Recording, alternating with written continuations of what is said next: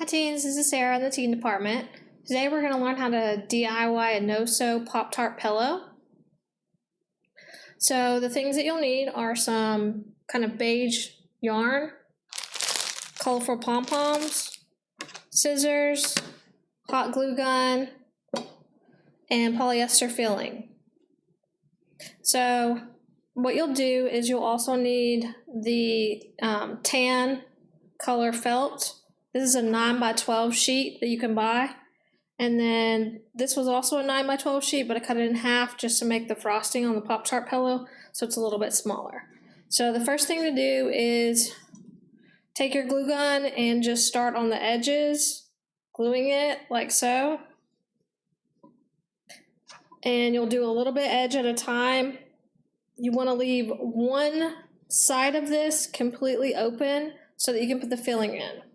Once you've got the top and bottom part put on, then next you're going to put the frosting on. I recommend probably cutting the edges so they're more rounded to look more like frosting. And again, you'll use the glue gun to put all the edges of the frosting on. And then next you'll use the glue gun to put on the pom-poms.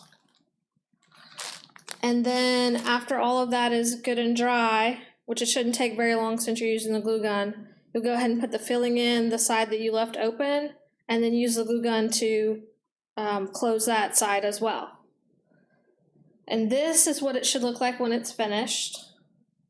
So we've got the little, the frosting and the little sprinkles that look like sprinkles, the pom-poms, and the edges that are used with the yarn. All right, and thanks for tuning in. Tune in next time.